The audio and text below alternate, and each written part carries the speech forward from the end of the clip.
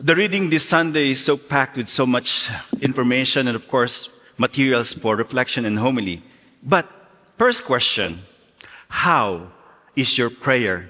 Looking back from when you were a child and now you're adult, what's the difference? Is it more meaningful, more in-depth?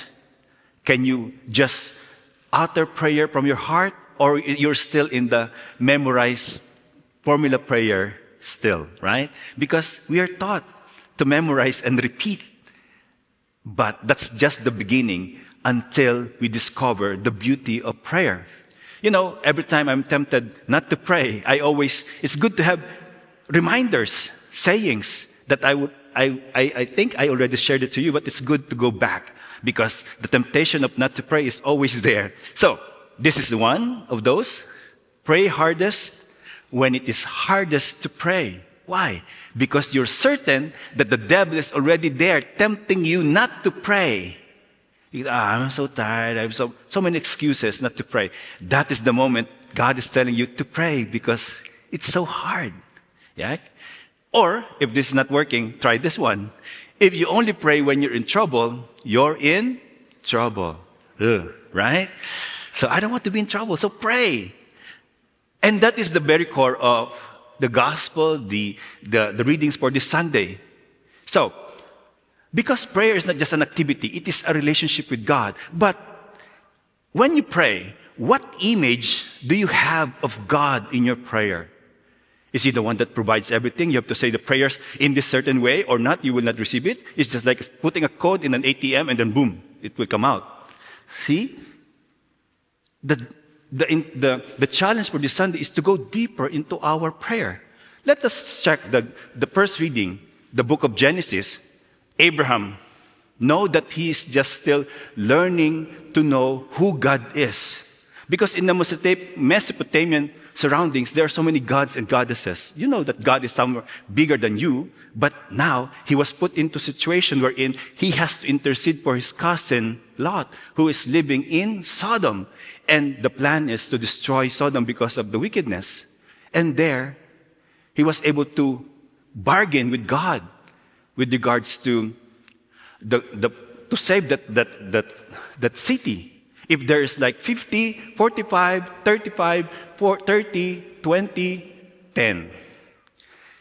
It seems like what we do ourselves too in our prayer. Lord, I will do this, in return you will do that. Right? It's like you're now the one commanding the Lord to do something for you rather than you. That's transactional and should not be. It is a form of prayer, but it's less perfect, meaning still there's room for improvement. And just like Abraham, it's not how he negotiates. It's actually Abraham is discovering the justice of God, that he heard the cry of these poor people being afflicted, and of course, the sinners will not go unpunished. And the mercy of God is also been known to Abraham. And so that's why he said, Lord, you are God, and I am not. So that kind of disposition is the one that Abraham is trying to tell us today. To be in humble trust in God. You approach God with humble trust. He knows what He's doing. And that is just the beginning. And now, let's go to the gospel. The disciples were actually looking at Jesus, how He prayed, because it seems like so effective. He goes in the solitude before and after His ministry, and He's popular and is effective in His ministry because He prays a lot. So He said, Lord, teach us how to pray, just like John taught his disciples. But this is very telling. Jesus did not taught them any formula at all. He went to the very core of prayer.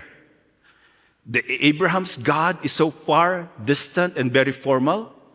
Jesus brought the God near, intimate, and He said, when you pray, say, Father. And that's it. That is one thing that I think that's missing in our prayer. Because the who determines the how we pray. It's not about how many rosary you pray. It's determining who are you praying to. Right? Let it sink in. But the problem is this. What is your image of Father when you pray to God, who is a Father? Of course, we're coming from our own experience. I am grateful that my father was a good man who taught me what kind of father he was. And through that, I was able to relate and translate it into how God the Father is. But I lost him when I was 12. But there's more wounded experiences of fathers. That's why sometimes it's so hard to relate to God as a father because of that. There are fathers who are absent, who are weak, who are unfaithful, who are, of course, not truly a father, abusive in their relationship. And so that's why allow God to father you if you have this kind of relationship with your father. Allow God to send good image of fathers for you to translate that relationship into a higher form of relationship with God. This is very essential. The world is wounded because there are less good father image that's being projected into the society. And no, in the gospel today even, he said, if you wicked fathers know how to give good gifts to your children, how much more God? So the God that Jesus is telling us is the best father we could ever have. Because He already know what to give you, good things to give you, even before you ask of it. But then again, why continue to pray when God already knows what we need? Because prayer is not about changing the will of God. It's about changing us to His will. That's why sometimes God answers our prayers with yes, sometimes with not yet, and sometimes with no. We have to continue on praying so that the good that He intends to us to have will be received. That's yes. But why wait? What waiting is giving us? First, it purifies our desire. Is it really what I like? I need? Or I'm just jealous of the other person whom I saw benefiting from that? Purify. Waiting. Or second, it humbles us, knowing that it is God who is in control and He will answer our prayers in His time and in His manner, not according to ours.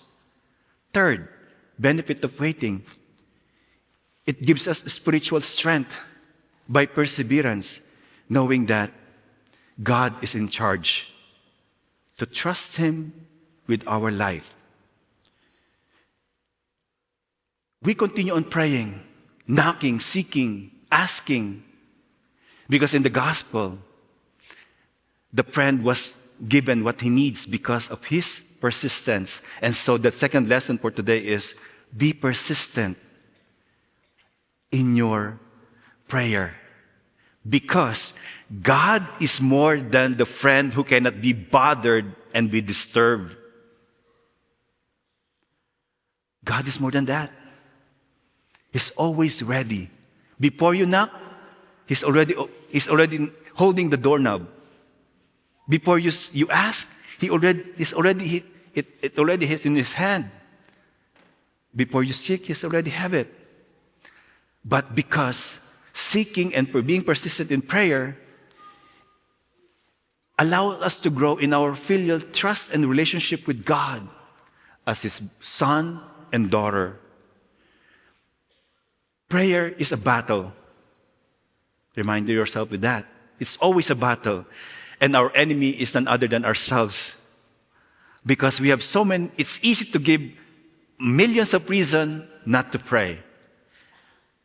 But as I remind myself always with this, if the devil cannot make you bad, he will make you busy.